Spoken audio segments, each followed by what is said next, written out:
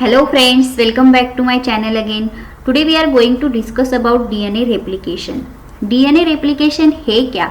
जैसे कि हमें पता होते हैं कि जो पेरेंट्स में डीएनए होते हैं उससे हमें ऑफस्प्रिंग में मिल जाती है, बट वो कैसे कॉपी होते हैं सेल्स में ये हमें पता होना बहुत इम्पॉर्टेंट है। तो ये इस वीडियो में हम डीएनए कैसे कॉपी होते हैं पेरेंट्स सेल से ऑफस्प्रिंग में, उसका प्रोसेस क्या है एक्चुअल, ये हम सब इस वीडियो में डिस्कस करने वाले हैं। चलिए तो फिर स्टार्ट करती है आज की वीडियो। पहले हम देखेंगे डीएनए रेप्लिकेशन है क्या। DNA replication is a process in which DNA double strand copies itself. DNA के जो डबल स्ट्रैंड है, हमें पता है डीएनए में दो स्ट्रैंड्स होते हैं, तो वो दोनों स्ट्रैंड क्या करते हैं, खुद को कॉपी करते हैं to produce a identical daughter cell. मतलब डीएनए की दोनों स्ट्रैंड्स जब कॉपी हो गए तभी उसकी सेम डीएनए नेक्स्ट उसके ऑफस्प्रिंग में आ जाएंगे। तो DNA replication means DNA duplication, मतलब वो खुद को कॉपी करते हैं, डुप्लीकेट करते हैं, तभी उसके ऑफस्प्रिंग में, तभी पेरेंट्स और उनके जो डॉटर सेल होती है उसमें कुछ साम्यता पाई जाती है। तो वो क्यों? डीएनए रेप्लिकेशन की वजह से। DNA replication is a very essential process because जब भी सेल्स डिवाइड होती है तो एक सेल से दो डॉटर सेल वहां पे फॉर्म होती है। डॉटर सेल वहां पे फॉर्म होती है, तो डॉटर सेल में पेरेंट्स के डीएनए सेम होने चाहिए। So DNA replication is a very important information to carry the genetic material from parents to their offsprings.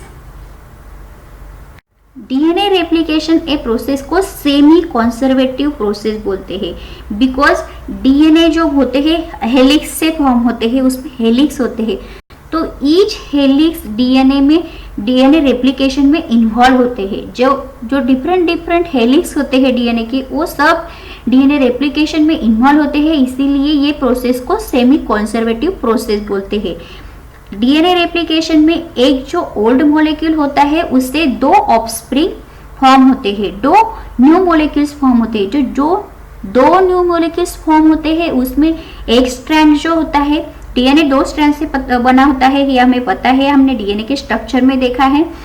तो जो डीएनए के दो स्ट्रैंड से उसमें से एक जो स्ट्रैंड है वो ओल्ड सेल से मतलब पेरेंट सेल से होता है और एक स्ट्रैंड उसमें न्यू एडिशन हो जाता है। तो ऐसे एक डीएनए से दो मॉलिक्यूल्स बनते हैं, दो मॉलिक्यूल्स में एक ओल्ड एंड एक न्यू स्ट्रैंड होता है। ईच हेलिक्स वहां पे डीएनए रेप्लिकेशन में इन्वॉल्व होता है, इसीलिए इस प्रोसेस को सेमी कॉन्जर्वेटिव प्रोसेस बोलते हैं। अब डीएनए रेप्लिकेशन के लिए कुछ इंपॉर्टेंट एंजाइम्स होते हैं, ये भी हम देखेंगे। डीएनए रेप्लिकेशन जो होता है उसके लिए डीएनए पॉलीमरेज जो होते हैं वो वेरी इंपॉर्टेंट होते हैं। डीएनए पॉलीमरेज जब काम करते हैं वो क्या करते हैं, न्यूक्लियोटाइड एड्स करते हैं जो एग्जिस्टिंग सेल होती है उसमें। So nucleotide addition is very important for DNA replication because नए डीएनए फॉर्मेशन होना है तो हमें न्यूक्लियोटाइड्स इंपॉर्टेंट है, क्योंकि न्यूक्लियोटाइड से ही डीएनए फॉर्म होता है। तो डीएनए पॉलीमरेज क्या करते हैं, न्यूक्लियोटाइड्स उसमें ऐड करते हैं, बट डीएनए पॉलीमरेज सिर्फ 3' को ही न्यूक्लियोटाइड्स ऐड कर सकते हैं, और यदि उनको काम करना है तो डीएनए पॉलीमरेज सिर्फ न्यूक्लियोटाइड्स ऐड करेंगे, बट उसके लिए प्री एग्जिस्टिंग चेन होना जरूरी होता है। मतलब ओल्ड स्ट्रैंड होगा या तो फिर नई फ्रैगमेंट ऐड होगी प्राइमर, तभी वो डीएनए पॉलीमरेज न्यूक्लियोटाइड एडिशन कर पाएगा। और nucleotide addition is just because of DNA polymerase, and polymerase is a very essential because nucleotides नहीं होंगे तो नया डीएनए फॉर्मेशन स्टैंड नहीं होगा। इस वीडियो में हमें प्रोकैरियोटिक सेल में जो कि ई कोलाई में मोस्ट ऑफ द बैक्टीरिया में जो प्रोसेस होती है रेप्लिकेशन की वो डिस्कस किया है। डीएनए पॉलीमरेज में DNA polymerase 3 and DNA polymerase first, these are very important to polymerase involve in replication. अभी जो एक्चुअल रेप्लिकेशन प्रोसेस है उसमें क्या होता है ये हम देखेंगे।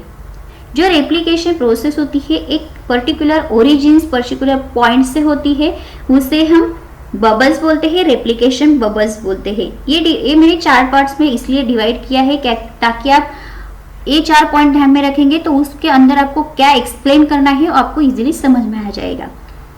पहले बबल से स्टार्ट होता है, बट रेप्लिकेशन स्टार्ट होने के बाद उसमें कुछ एंजाइम्स होते हैं और जो स्ट्रैंड इंपॉर्टेंट होता है उसे प्राइमर एंड प्राइमेस बोलते हैं। बाद में फिर वो कैसे स्ट्रैंड फॉर्म करता है, उस स्ट्रैंड को हम लीडिंग एंड लैगिंग स्ट्रैंड बोलते हैं। पूरा स्ट्रक्चर होने के बाद उसको मेंटेनेंस करना और क्लीन अप करना भी जरूरी होता है। तो ये 4 पॉइंट्स सबको ध्यान में रखने हैं। Replication starts from bubble, primer and primase. Primer और प्राइमेस क्या है ये सब पॉइंट में 1 बाय 1 आपको एक्सप्लेन करने वाली हूँ। Leading and lagging strand formation, after that the maintenance and clean up squad. Maintenance and clean up crew क्या होता है ये भी हम देखेंगे। ये देखो यहाँ पे रेप्लिकेशन पॉइंट्स मैंने दिखा है। मोस्ट ऑफ द जो बैक्टीरिया होते हैं उसमें सिंगल पॉइंट होता है, सिंगल पॉइंट ऑफ रेप्लिकेशन होता है, उसे हम रेप्लिकेशन ओरिजिन बोलते हैं। क्योंकि वहां पे एक्चुअल रेप्लिकेशन स्टार्ट होता है। तो जो हमारी जो सेल्स है उसमें रेप्लिकेशन का chromosome is a very important. Chromosome में ही एक्चुअली रेप्लिकेशन स्टार्ट होता है। तो जो डीएनए होता है, जो एक डीएनए है वो ओपन हो जाएगा तभी दूसरे डीएनए फॉर्मेशन होंगे। तो वो DNA opens into Y shape structure. एक जो डीएनए है वाई शेप स्ट्रक्चर में ओपन हो जाते हैं उसे हम रेप्लिकेशन फॉर्क बोलते हैं। ऐसे एक डीएनए से 2 फॉर्क फॉर्म होते हैं और वो फॉर्क कंबाइन होके, ये नीचे वाला एक और ऊपर वाला कंबाइन होके रेप्लिकेशन बबल्स फॉर्म करते हैं, where the actual replication process start. मतलब ये जो वाई शेप फॉर्क 2 अटैच हो जाते हैं तो रेप्लिकेशन बबल्स फॉर्म करते हैं। जो यहाँ पे डार्क ब्लू कलर में दिखाया है वो न्यू डीएनए है और जो ब्लैक कलर में है ओल्ड डीएनए। यहाँ पे रेप्लिकेशन स्टार्ट हुआ तो फिर यहाँ पे फिर रेप्लिकेशन बबल्स में वो दोनों साइड में ग्रो हो रहा है। तो हियर द क्रोमोसोम पे एक्चुअल रेप्लिकेशन स्टार्ट होता है, उसे हम रेप्लिकेशन बबल बोलते हैं। रेप्लिकेशन फॉर्क से वो बनते हैं। तो अभी रेप्लिकेशन के लिए these are 2 important proteins and enzymes. Here I have explained. Helicase. Helicase is the first enzyme that's involved in a replication process because helicase की वजह से जो डीएनए है उसका अनवाइंडिंग हो जाता है और टूट जाते हैं, क्योंकि उसका ब्रेक होना, उसमें जो हाइड्रोजन बॉन्डिंग है उसकी हाइड्रोजन बॉन्डिंग को ब्रेक होंगी तभी उसके 2 सेपरेट्स हो गए। तो फिर एक डीएनए हाइड्रोजन बॉन्डिंग ब्रेक हो जाती है। तो उसके लिए फर्स्ट एंजाइम कौन सा है? हेलिकेज। हेलिकेज एंजाइम की वजह से वो डीएनए सेपरेट्स हो जाती है, अनवाइंडिंग हो जाती है। तो बाद में ये जो सेपरेट हुए डीएनए के स्ट्रैंड्स थे वो फिर से कंबाइन हो सकते हैं। तो फिर ये सिंगल स्ट्रैंड बाइंडिंग के लिए कुछ प्रोटीन्स होते हैं, वो प्रोटीन्स उसको कोट कर देते हैं, क्योंकि उसके कोट करने की वजह से वो फिर से हेलिक्स नहीं फॉर्म होती और नए डीएनए फॉर्मेशन में यानी कि डीएनए रेप्लिकेशन में वो काम आती है। तो पहले हेलिकेज की वजह से डीएनए ब्रेकडाउन यानी कि अनवाइंडिंग हो जाता है, फिर सिंगल स्ट्रैंड बाइंडिंग प्रोटीन्स जो होते हैं उसे कोट कर देते हैं ताकि वो फिर से कंबाइन ना हो जाए। फिर अब हम देखेंगे प्राइमर क्या है और प्राइमेज क्या है। जैसे सेकंड पॉइंट पहले हमने देखा रेप्लिकेशन बबल्स, जहां पे रेप्लिकेशन स्टार्ट होता है। दूसरा पॉइंट अब देखेंगे प्राइमर्स एंड प्राइमरेज। डीएनए पॉलीमरेज, मैंने आपको बताया डीएनए पॉलीमरेज क्या करते हैं? न्यूक्लियोटाइड एडिशन करते हैं। न्यूक्लियोटाइड एडिशन की वजह से डीएनए स्ट्रैंड फॉर्मेशन होना इजी हो जाता है। It's very important. बट वो क्या करते हैं? सिर्फ न्यूक्लियोटाइड 3' एंड, जैसे कि हमें पता है कि 2 एंड होते हैं जो एंटी पैरेलली हमारे स्ट्रैंड में रन होते हैं, 3' एंड 3' to 5' एंड 5' to 3'। सो ये जो डीएनए पॉलीमरेज है वो क्या करते हैं? सिर्फ 3' एंड को ही न्यूक्लियोटाइड ऐड करते हैं, बट 3' एंड वहां पे एग्जिस्ट होना जरूरी होता है। तो फिर इसके लिए एंजाइम प्राइमेज क्या करता है? आरएनए प्राइमर फॉर्म करता है। आरएनए प्राइमर फॉर्म होता है तो उसमें वहां पे ये क्या है? आरएनए फॉर्म में एक कॉम्प्लीमेंट्री स्ट्रैंड वहां पे ऐड हो जाता है, मतलब एक्स्ट्रा, जो कि हमारे सेल्स में ऑलरेडी डीएनए है उसके अलावा और प्राइमर ऐड कर देता है। प्राइमेज मेक्स आरएनए प्राइमर और शॉर्ट स्ट्रेचिंग, मतलब शॉर्ट चेन वहां पे ऐड कर देता है। तो फिर जो पॉलीमरेज है उनको काम करना है, उनके लिए 3' उनको मिल जाता है और वो डीएनए फॉर्मेशन में काम आ जाते हैं। तो वो क्या करते हैं पॉलीमरेज, फिर वो चेन को एक्सटेंड करते हैं और एडिशन, न्यूक्लियोटाइड एडिशन करते हैं और वो चेन को लॉन्ग कर देते हैं। Primer it's a short chain. Primer कैसे ऐड होता है, प्राइमेज से ऐड होता है और वो शॉर्ट चेन में फिर डीएनए पॉलीमरेज उनका काम करते हैं। तो अभी न्यूक्लियोटाइड्स ऐड होने के बाद जो 2 स्ट्रैंड्स बन जाते हैं, इसे हम leading strand and lagging strand बोलते हैं।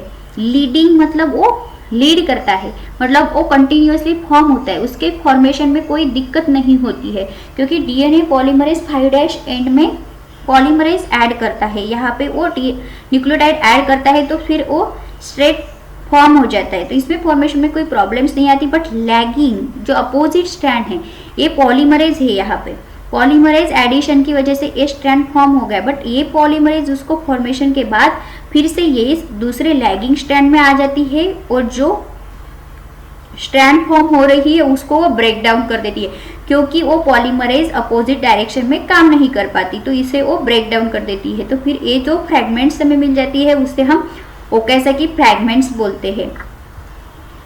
तो फर्स्ट जो ऊपर वाला स्टैंड है उसे हम लीडिंग स्टैंड बोलते हैं, वो कंटिन्यूअसली रन होता है because DNA polymerase can only make a DNA at 5' to 3' and, जिसे हम लीडिंग स्टैंड बोलते हैं। और जो नीचे वाला जो स्टैंड हमने देखा उसे हम लैगिंग स्टैंड बोलते हैं because it's very complicated stand, because जो फ्रैगमेंट्स फॉर्म होती है वो जो डीएनए पॉलीमरेज है वो वहाँ पे ऊपर उसको लीडिंग स्टैंड बनाने के बाद नीचे चला आता है और उसको ब्रेक डाउन कर देता है और सेपरेट करता है, उसे हम ओकाज़की फ्रैगमेंट्स बोलते हैं। अभी वो स्ट्रैंड्स फॉर्म हो गया तो बाद में जो डिफरेंट फ्रैगमेंट्स थे वो भी फ्लोट होनी चाहिए, क्योंकि वो डिफरेंट फ्रैगमेंट होने की वजह से उसको क्लैम करना भी जरूरी होता है। तो यहाँ पे कुछ मेंटेनेंस और उसका क्लीन अप करने में कुछ यहाँ पे एंजाइम्स दिखाए हैं। स्लाइडिंग क्लैम्प, एक स्लाइडिंग क्लैम्प एक क्या है, एक प्रोटीन से वो क्या करता है, जो लैगिंग स्ट्रैंड में प्रोटीन फ्रैगमेंट तैयार होती है उसे रिस्टार्ट बनाने के लिए, फ्रैगमेंट्स बनाने के लिए काम करता है। तो ये है स्लाइडिंग क्लैम्प, मतलब उससे वो फ्रैगमेंट को क्लैम्प करता है, रिस्टार्ट करता है। और टोपियो आइसोमरेज ये क्या है, prevent the DNA helix formation again by winding two forks. जो फॉक्स तैयार हुए हैं उसको टोपियो आइसोमरेज वाइंडिंग कर देता है। और डीएनए पॉलीमरेज फर्स्ट एक एंजाइम है, वो क्या करता है, डीएनए प्राइमर को रिमूव करता है, क्योंकि अभी नए डीएनए फॉर्मेशन हो गए तो उसमें क्योंकि हमने आरएनए प्राइमर में डीएनए न्यूक्लियोटाइड एडिशन किया है, तो वो एक्सेस है, जो एक्स्ट्रा आरएनए है उसे रिमूव करने का काम पॉलीमरेज करता है। और आरएनए रिमूव हो जाने के बाद कुछ गैप्स बच जाती है, निक्स बचती है, और निक्स को फिलअप करने का काम डीएनए लाइगेज करती है। तो topoisomerase, polymerase first, ligase, these are the important enzyme to clean up. Clean up क्यों बोला है यहाँ पे, क्योंकि एक्सेस ऑफ आरएनए निकाल देना है, निकालने के बाद उसको ज्वाइन करने के लिए लाइगेज है, और जो स्ट्रक्चर बना है उसको मेंटेन करने के लिए स्लाइडिंग क्लैम्प है। इसलिए maintenance and clean up crew यहाँ पे मैंने टाइटल दिया है। अभी मैं आपको ये पूरा वीडियो का समरी बताती हूँ। ये देखो यहाँ पे फर्स्ट ये जो है ये हमारा डीएनए हेलिक्स है और 2 पार्ट में सेपरेट हो गया। उसको सेपरेट करने के बाद उसको कोटिंग किया, जैसे मैंने आपको बताया टोपियो आइसोमरेज उसको कोटिंग कर देता है क्या कि वो सेपरेट रहे। ये जो है हेलिकेज है, which is very important to break it, मतलब ये हेलिकेज जो है वो उसको ब्रेक करता है, तब ये सेपरेट हो जाती है। बाद में टोपियो आइसोमरेज उसको क्या करते हैं, कोट कर देती है। और ऐसे सेपरेट होने के बाद सिंगल स्ट्रैंड कुछ प्रोटीन होती है, वो उसको यहाँ पे डिफरेंट पार्ट में स्टिक कर देती है। फिर प्राइमर होते हैं, जैसे डीएनए पॉलीमरेज जो होते हैं वो उसको ऐड करते हैं। तो प्राइमर को काम करने के लिए आरएनए प्राइमेज से हमें आरएनए मिल जाती है, तो फिर हमें 2 फ्रैगमेंट्स मिलती है। लैगिंग स्ट्रैंड ऊपर का है, नीचे का लीडिंग स्ट्रैंड है। लैगिंग स्ट्रैंड में यहाँ पे आप देख सकते हैं फ्रैगमेंट्स है, ब्रेकडाउन है, कंटिन्यूस नहीं है। और लीडिंग चेन जो है वो कंटिन्यूस है। और जो स्लाइडिंग क्लैम्प यहाँ पे दिखाई है, ये देखो जो स्लाइडिंग क्लैंप है वो उनको क्लैंप करने का काम करती है। तो आपको ये स्ट्रक्चर पहले निकालना है तो पहले भी निकालो, क्योंकि आप उससे इजीली समझ पाएंगे कि पूरा प्रोसेस क्या है रेप्लिकेशन का। आई होप ये मेरी वीडियो आपको पसंद आई है। यहाँ पे मैंने बहुत अच्छे से आपको रेप्लिकेशन बताया है। यदि आपको मेरी वीडियो पसंद आई है तो प्लीज़ सब्सक्राइब माय चैनल और आपके फ्रेंड के साथ शेयर करना ना भूलें। Thanks for watching my video.